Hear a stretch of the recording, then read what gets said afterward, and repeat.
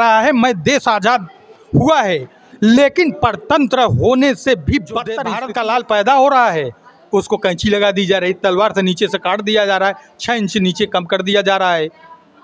अभी सही बोला है, यही बोल रहा हूँ ना। सारे नेता लोग हमारे ऊपर एफआईआर कर रहे हैं।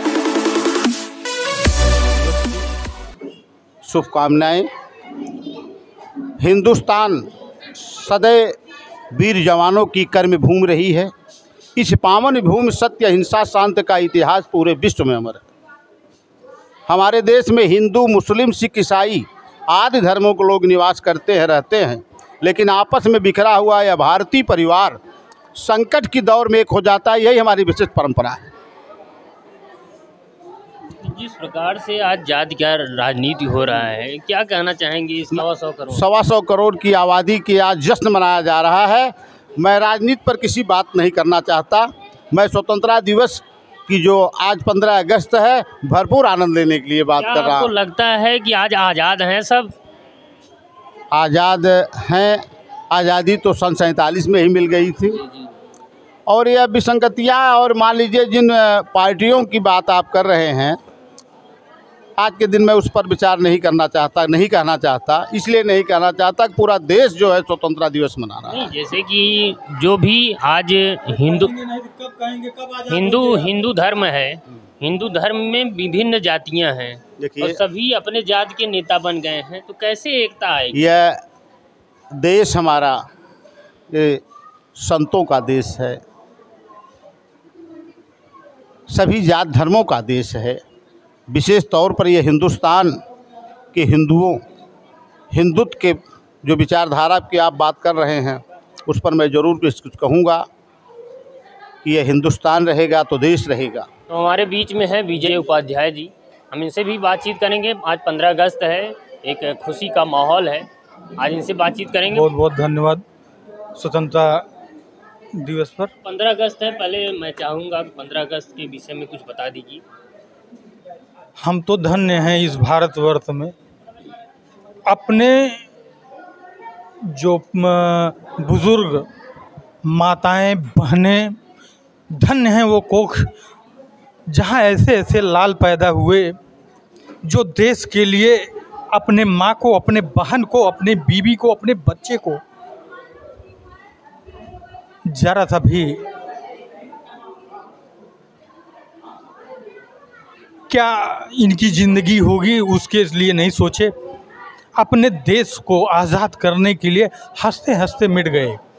तमाम यातनाएं सहे वो, और उस यातनाओं को जिस ढंग से यातनाएं उनकी हुई है, प्रताड़नाएं हुई हैं, अगर जरा सी सोच आज के हमारे प्रधानमंत्री, राष्ट्रपति, मुख्यमंत्री, तमाम नेतागण, पक्ष विपक्ष सबको कर रहा हूँ, आज सर में आ रहा है, मुझे आज रोना आ रहा है। मैं देश आज़ाद हुआ है, लेकिन परतंत्र होने से भी बदतर स्थिति है इन नेताओं के कारण। जातिवाद, धर्मवाद, संप्रदायवाद में जिस ढंग से हमारे देश को बांटा जा रहा है, मेरा देश ये नहीं था।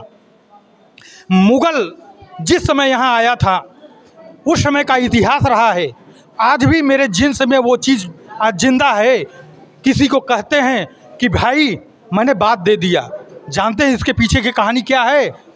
मुगल के पहले जब यहाँ देश परतंत्र नहीं हुआ था, जब मुगल आए थे यहाँ पे, तो जब आए एक राजा के पास पहुँचे कि भैया क्या हमको इतनी ज़मीनें चाहिए या इतना मुझे मदद चाहिए, मुझे दे दिया जाएगा? कहाँ हाँ दे दिया जाएगा। कहें कैसे दिया जाएगा? कह दिया ना, जबान है कि दे देंगे। तो उस समय जो विदेश से, बाहर से जो लोग आए थे, उस समय ये समझे कि यहाँ तो कोई लिखा पढ़ी हो ही नहीं रहा है, यहाँ केवल जबान चल रहा है। इतने धनवान, इतने बात के धनी, इतने सज्जन लोग, यानी कि ये पूरे विश्व में ऐसे लोग, ऐसे प्रजाति के लोग, इस संस्कार के लोग कहीं तो है ही नहीं। बड़े आश्चर्य में पड़े वो, और आके रहना चालू किए। रहते रहते इन यहाँ के जो है स्थितियों को समझे, यहाँ सीधे भोलेपन को धीरे धीरे उन लोगों ने हावी होना चालू किया। वैसे ही जैसे परतंत्र होने के पहले मुगल लोग आकर के मेरे देश पे धीरे धीरे अंदर पक्षाघात करके अंदर घुसे, उसी तरह आज नेतागण चाहे पक्ष हो चाहे विपक्ष हो, मेरे जातिवाद में, मेरे धर्म पे, मेरे संप्रदाय में, मेरे विकास में, मेरे शिक्षा में इस तरह से लगा रहे हैं। चाहे बीजेपी हो, चाहे कांग्रेस हो, चाहे सपा हो, चाहे बसपा हो, मैं सारे नेताओं को कह रहा हूँ और दहाड़ के कह रहा हूँ, ये टोटल ये भड़ुआ हैं, दलाल हैं, ये भारत माँ के लाल नहीं हैं। अगर सच्चे सपूत हैं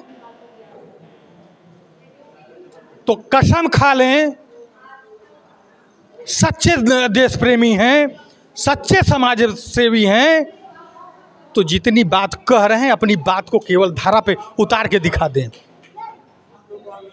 एक भी बात इनकी, चाहे भाजपा हो, 10 साल से देख रहे हैं भाजपा कह कुछ रही है, कर कुछ रही है। कांग्रेस गुमराह करके, उसके साथ सपा हाथ बंधन करके, सारे लोग लूटने के चक्कर में भारत माँ को लगे हैं। देश आज़ाद हो गया है। आज देश आज़ादी के दिन कष्ट इसी बात का है कि सच्चे सिपाही इस देश में नहीं रहे। जिन माताओं का कोख उजड़ा, जिन बहनों ने अभी 2 दिन 3 दिन के बाद रक्षाबंधन है, बहुत सी बहनें अपने भाइयों के कलाइयों में बंधन नहीं कर पाई, रक्षाबंधन को नहीं मना पाई। कफन बांध के जो है उनके भाई गए, उनके चचा गए, उनके पिता गए, उनके लाल गए, किसी के लाल, किसी के भाई, किसी के कुछ गए। जिस ढंग से शहादत उन लोगों ने दिया है, आज कष्ट इस बात का है उनका उस रूप से इस देश को चलाने वाला लाल नहीं रहा। तो क्या लगता है कि जैसे कि आज जिस प्रकार से लोग जातियों में बटे हैं, हिंदू मुस्लिम हो रहा है, तो तमाम प्रकार की समस्याएं आ रही हैं, आखिर कैसे एकजुटता आएगी? देखिए, एकजुटता जो है हमारे नेतागण जो है जब तक एकजुटता आपस में नहीं कर लेंगे देश के प्रति, ये आरक्षण को लेकर के, जनसंख्या को लेकर के, ये भारतवर्ष था, ये भारतवर्ष था। यहाँ कांग्रेस वर्ष नहीं है, यहाँ भाजपा वर्ष नहीं है, यहाँ सपा वर्ष नहीं है, बसपा वर्ष नहीं है, ये भारत था। भारत को समृद्ध एकता में बांटने का काम ये केवल छोड़ दें तो ऑटोमेटिक हो जाएगा, एकदम बिल्कुल आपस में हम सौहार्द कायम कर लेंगे। केवल हमारा पीछा जो है नेतागण छोड़ दें, वोट के चक्कर में हमको लूटना छोड़ दें, मेरा शोषण करवाना छोड़ दें। सबसे गंदा काम ये कर रहे हैं तो नेता कर रहे हैं। क्या ये संभव है जो आप कह रहे हैं? क्या ये संभव है? बिल्कुल संभव नहीं है। ये जो है परिवार को बांट दे रहे हैं। ये तो जात अभी बटा है, परिवार को बांट देंगे। हमारे कफन को बेच रहे हैं, ये कफन ही तो बेच रहे हैं, दवा को जो है दवा बेच दे रहे हैं, शिक्षा बेच दे रहे हैं।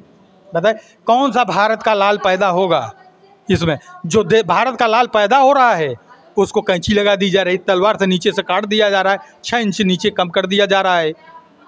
अभी सही बोल रहा है, यही बोल रहा हूँ ना। सारे नेता लोग हमारे ऊपर FIR कर देंगे।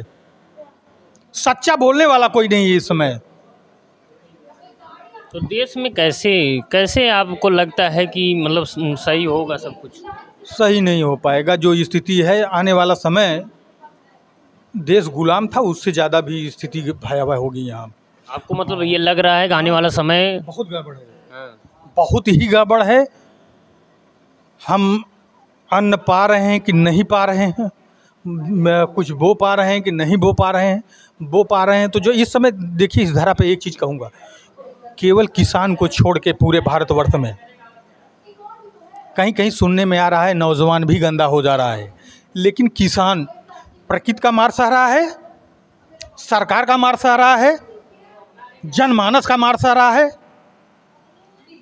तमाम आपदाओं का जो है भार सह रहा है।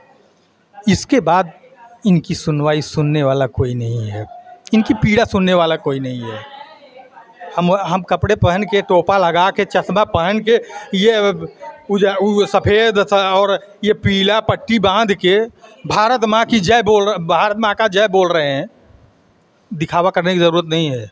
इस समय सब भड़ुआ टहल रहे हैं। देखिए धर्म के नाम पे अत्याचार हो रहा है, चाहे मुसलमान कर रहे हो चाहे हिंदू कर रहे हो।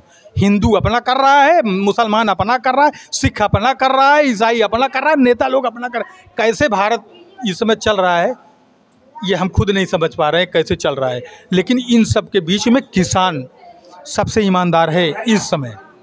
आपके नौजवान भी गद्दार निकल रहे हैं, लेकिन किसान केवल ईमानदार है। किसान के बल पर ही हमारा भारतवर्ष इसमें टिका हुआ क्या है। लग रहा है किसानों के लिए ऐसा क्या किया जाए कि किसान उससे खुशहाल होंगे? अगर मेरे बात को अगर जितने लोग मेरी आवाज़ को सुनेंगे, अगर वो लोग ज़रा सा भी विमर्श करें, विचार विमर्श करें, मुझे मुफ्त का बिजली नहीं चाहिए, मुझे मुफ्त का खाद नहीं चाहिए, मुझे मुफ्त का जो है कुछ चाहिए नहीं। मुझे बैसाखियों पे चलने के लिए सिखाया ना जाए।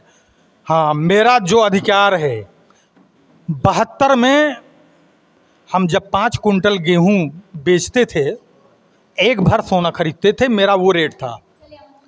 आज 5 कुंटल गेहूं हमारा बेचवा दें और एक भर 12 ग्राम सोना खरीदवा दें, वो रेट दे दें। ये मुझे बैसाखियों पे चलना न सिखाएं, मुझे चूतिया उल्लू बनाना न सिखाएं और देश को बेचे ना। 72 का रेट ले लें। 72 देश आज़ाद हो गया था। 72 का जो सोने का रेट था, गेहूं का रेट था, वही रेट हमें दे दें। हमें बिजली मुफ्त नहीं चाहिए। जवान सीना पे वो सीमा पे मरता है, मैं पसीना अपना जो है निकाल के हम जो है मरते हैं खेत में। ये एक चीज़ और कहेंगे, नेतागण, व्यापारीगण, उद्योगपतिगण जिस समय ठंड के समय में अपना सर बाहर नहीं निकालते हैं, ब्लोअर में सोते हैं, रजाई ओढ़ के अंदर सोते हैं, उस समय किसान कोहरा पड़ता है और कोहरे में पैर में चप्पल और जूता निकाल के पानी के ताप में पूरी रात गुजार देता है। जिस पानी के ताप में जो है वो अंगुली डुबोने में उनको ये लगता है कि मुझे अभी निमोनिया हो जाएगा, उसी के पानी के ताप में पूरा किसान पूरी रात निकालता है। और 60 साल से लगभग कांग्रेस सरकार ने यहाँ राज किया और आज 10 साल से भाजपा है। क्या लगता है किसानों के लिए पहले की सरकार अच्छा कार्य कर रही थी या आपकी सरकार कर रही है? किसानों के लिए तो जो है कि हितकर, अगर हम 72 से रेट मिलाएंगे तो ये 65 साल रहे, 70 साल 65 साल के लगभग ये राज किए, तो निश्चित रूप से तो किसानों के साथ इनका रवैया ठीक नहीं रहा। अगर जो है 72 में रेट ये था तो 14 तक के जिम्मेदार तो जो है कांग्रेस हैं। 1-2 बार नहीं आए, लेकिन 14 तक का जिम्मेदार मैं कांग्रेस को मानूंगा ना। तो देश में इन्होंने विकास किया, सब कुछ किया, लेकिन किसान का हक जो मिलना चाहिए था वो हक किसान को नहीं मिल रहा है। आज देखा जाए अगर सरकारी कर्मचारी 7वां वेतन 8वां वेतन सब कुछ बढ़ा जा रहा है, लेकिन किसानों के लिए आपको लगता है कि नहीं कुछ हो रहा है? ये आपका बात सही है, आपको मैं धन्यवाद दूंगा कि आप ये प्रश्न आपने उठाया है। और 72 में एक इंटर कॉलेज के अध्यापक का क्या वेतन रहा होगा, एक अंदाज़ा लगाइए। हम लोग अंदाज़ा लगा सकते हैं, देखिए वेतनभोगी हम लोग नहीं है। हमको लग रहा है कि 50 रुपये से लेके 70 रुपये रहा होगा। आज 2024 में ये 1.25 लाख के ऊपर पा रहे हैं और इन्हें महंगाई भी मिलता है, इन्हें स्वास्थ्य के लिए भी मिलता है, इनके बच्चों के शिक्षा के लिए भी मिलता है। किसान को कुछ नहीं मिलता, इनका रेट नहीं दिया जा रहा है, न रेट मिल रहा है और न तो कोई और व्यवस्थाएं हैं। और इनको तो जो है अगर शहरी इलाके में पढ़ा रहे हैं ये लोग तो इन्हें हाउस अलाउंस क्या बोलते हैं इसको, हाँ वो लोग वो सब भी मिलता है। शिक्षा के लिए व्यवस्था मिल रहा है सब कुछ, लेकिन किसान के लिए व्यवस्था नहीं गया। वर्तमान जो सरकार चल रही है, क्या आप कहना चाहेंगे, उनसे क्या निवेदन करना चाहेंगे? उनसे निवेदन करेंगे, अनुरोध करेंगे हम अनुरोध कर रहे हैं जो देश के लिए शहादत दिए हैं उनके तरफ से भी, ये जो देश ये लोग बना दिए हैं, इस देश ऐसे देश की उनकी मंशा नहीं थी। इस देश के लिए वो बलिदान अपना नहीं किए हैं, अपनी जीवन बलिदान नहीं कर दिए, अपने परिवार का त्याग नहीं कर दिए। कम से कम जो है किसान के प्रति और नौजवान के प्रति बहुत कुछ नहीं कर सकते हैं, तो इनके लिए जो है बखूबी कुछ करें। और जितना अगर ये व्यापारियों के लिए कर रहे हैं, 1/4 जितना पैसा आप देते हैं उसका 1/4 आप हर साल दीजिए किसानों को, देखिए क्या स्थिति हो जाएगी। अरे आप ये कहेंगे कि हम इतना महंगा किसानों को कैसे खरीदें। आप सब्सिडी पे पेट्रोल इतना महंगा नहीं है जितना महंगा आप दे रहे हो। अरे गेहूँ आप लीजिए ना, हमारा रेट हमको दीजिए और सब्सिडी पे आप दीजिए ना, जो लेने लायक लोग हैं। कम से कम एक इस माध्यम से जानते हैं, किसान हैं हम, बड़े किसान जो है जब ये अच्छा पैसा पाएंगे, कम से कम 40% ये बेरोजगारी समाप्त हो जाएगा। अच्छा रेट दे देंगे, 40% बेरोजगारी तत्काल समाप्त होगा। शिक्षित किसान में से मिलेगा खेत में, शिक्षित किसान मिलेगा खेत में, उपजाऊ किसान मिलेगा खेत में, और देश के हित में मिलेगा किसान खेत में। इनके साथ इनके जैसा गद्दार नहीं है किसान।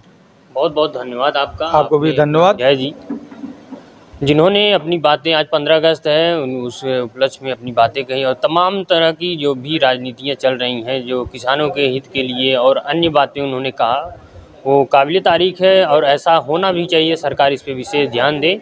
और इसी के साथ देखते रहें भारत न्यूज़। बहुत बहुत धन्यवाद।